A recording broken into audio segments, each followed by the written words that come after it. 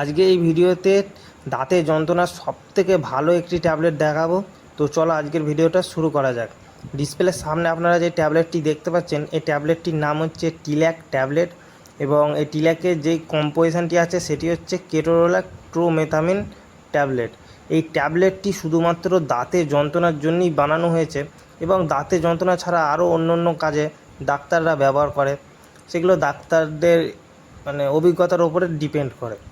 তো এই টিল্যাক ছাড়াও আপনারা আরও অন্য কোম্পানিও দেখতে পেয়ে যাবেন, যেমন কেটোরল ডিটি, কেটোনব, এগুলোও আরও অনেক আছে, সেগুলো আপনারা নিতে পারেন। শুধুমাত্র কম্পোজিশনটি দেখে নেবেন একই আছে নাকি।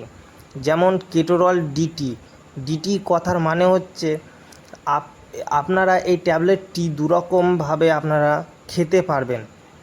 যেই দাঁতটার গোড়ায় আপনার যন্ত্রণা হচ্ছে, সেই দাঁতটার গোড়ায় এই ট্যাবলেটটি আপনারা রাখতে পারবেন এবং জল দিয়েও আপনারা খেতে পারবেন। দাঁতের গোড়ায় রাখলে কি হবে, ট্যাবলেটটি খুবই তাড়াতাড়ি কাজ করা শুরু করে দেবে এবং আপনার দাঁতের যন্ত্রণাটি খুবই শীঘ্রই ঠিক হয়ে যাবে।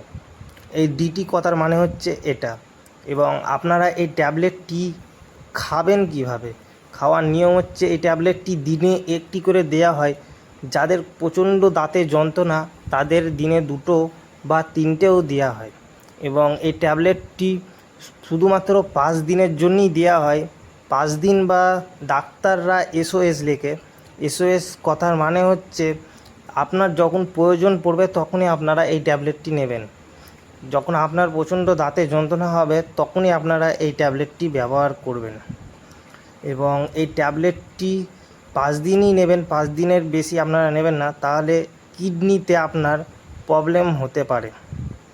এবং এই ট্যাবলেটটির কিছু কমন সাইড ইফেক্ট আছে, যেমন আপনার মুখটা একটু শুকিয়ে আসতে পারে, বমি ভাব আসতে পারে, আমেশা হতে পারে বা কষা পায়খানা হয়ে যেতে পারে। এগুলো হচ্ছে কমন সাইড ইফেক্ট। এবং যেসব পেশেন্টগুলোকে দেওয়া যাবে না, যেমন প্রেগনেন্সি মহিলা, কিডনি, লিভার এবং পেটে আলসার আছে, তাদের ক্ষেত্রে এই ট্যাবলেটটি দেওয়া যাবে না। এবং এই ট্যাবলেটটি আপনারা নেওয়ার আগে একবার ডাক্তারের পরামর্শ নিয়ে নেবেন, একটু ভালো হয়। তো আজকের ভিডিওটা এতটুকুনি ছিল, আজকে এখানেই শেষ করছি।